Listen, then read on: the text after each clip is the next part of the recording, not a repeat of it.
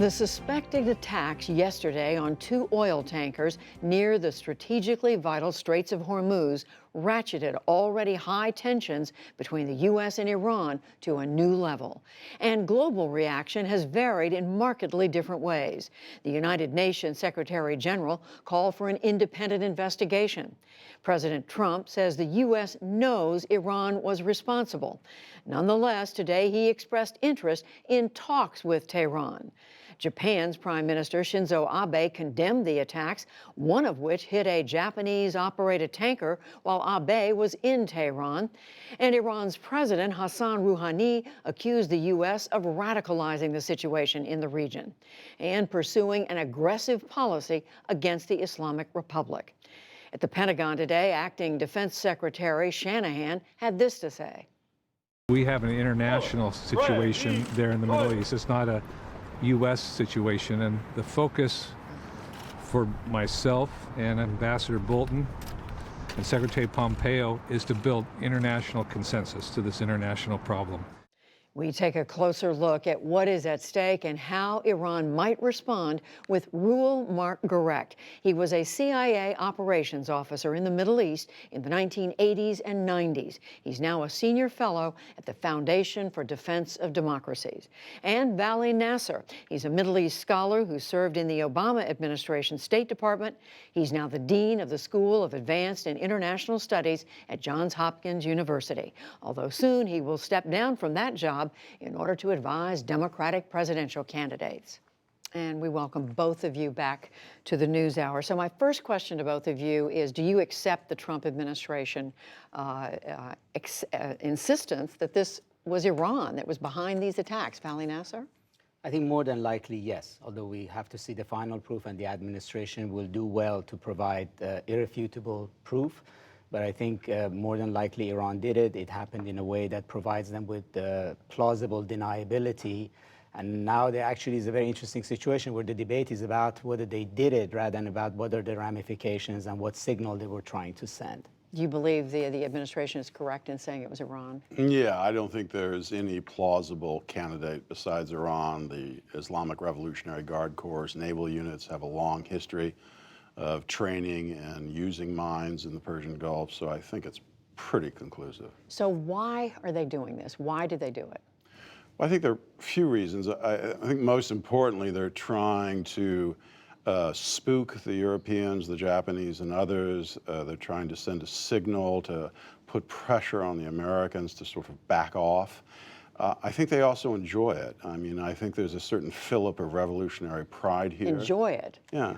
I think they've been under tremendous sanctions pressure, and they wanted a means to strike back. They can't strike back directly against the Americans because they know that would be, I think, suicidal. So they go after others. They go after peripheral targets. And I think it gives them considerable satisfaction, as well as, they hope, achieving a strategic goal of getting everybody worried that chaos might break out, war might break out, and the Americans will be put in a tight spot. Vali Nasser, what do you see as the motive here? Well, I think Iran wants to show that it's defiant, that maximum pressure strategy of President Trump has not worked, and that they are also capable of resisting the United States and also escalating cost. And in particular, if this president does not want to go to war, Iran acting rashly, threatening escalation, could essentially turn the tables on the president. But I also think that Iran cannot go to the table with the United States looking like it's surrendering, like it's capitulating. So given that Prime Minister Abe was in Tehran, everybody was expecting that he had carried messages from President Trump and may bring messages back. I think the Iranians wanted to send a message both to domestic audience and international audience that regardless of what Abe brought to them, they are nevertheless are going to be defined, and this is not going to be easy for the United States. So, Reuel Gerecht, does this bring Iran closer to what they want? Do these attacks do that? Well, it depends. I think it depends in part on how the United States responds. I think it's eventually the United States is going to have to prohibit them from using mining operations in the Persian Gulf. I think the U.S. Navy is going to get quite cranky about this. If you recall, It was a mine attack in 1988 that led President Reagan to authorize the U.S. Navy to essentially destroy much of the Iranian Navy. So I think the U.S. Navy is inclined to become much more aggressive if the president authorizes it to prevent this type of action. I agree with Volley. I think there is also a predicate being laid for possible negotiations, possible diplomacy. I think the regime is in a very tight spot, and they will perhaps try to find an out with the Trump administration. They may not wait until 2020 to see if the Democrats win. Well, where do you see that going, Vali Nasser? Because on the one hand, the administration has had this maximum pressure, the Trump administration, maximum pressure. But on the other hand, you hear them saying, the president saying, we would consider talking to them. How do you see that coming about or not? Well, I think at one level, the purpose of maximum pressure is not clear.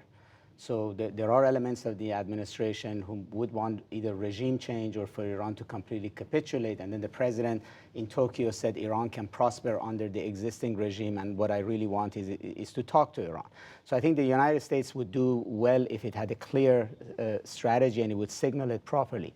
But I agree with Roel that Iran is in a tight spot. They don't have an option of going to war with the United States. That would be the end of the Islamic Republic. They cannot suffer under these sanctions as is, and they ultimately may have to come to the table. But it's going to be a very delicate dance of how they get themselves to the table.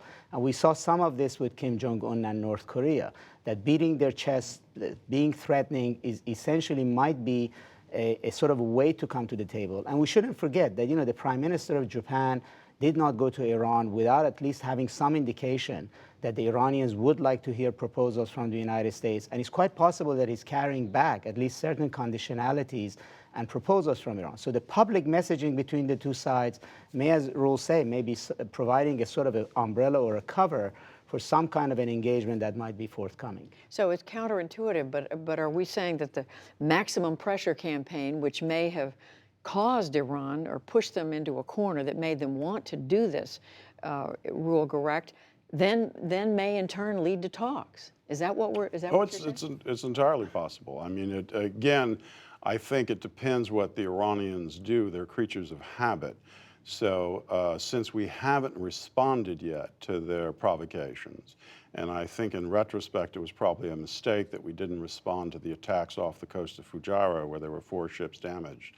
If we'd been more bold then and said... This is what happened a few weeks ago. Right. If we'd been more bold and said, you do that again, we're going to unloose helicopter gunships on the Revolutionary Guard Corps Navy, this might not have happened. So it depends whether they return to these tactics. I suspect they might, in which case I think the U.S. Navy will have to become more forceful. That could derail or delay the process for the regime if it really is trying to find an avenue to have negotiations with President Trump. But very quickly, right now we are still waiting to see a clear response from the Trump administration. Is that right? Absolutely, and also we don't know exactly what Prime Minister Abe brought back and what is relayed to the president, and I think Roel is correct. I think both sides need to show decisiveness as they are perhaps trying to go to talks and gain leverage, but this is exactly why it's dangerous. It can get out of hand, and one signal or one escalation may essentially lead to somewhere where neither country, I think, would want to go. And in the meantime, you had the acting Defense Secretary Shanahan talking today about an international reaction. So we'll wait to see whether that comes together in some way. Roel Marc Gerecht, Vali Nasser, we thank you. Thank you very much.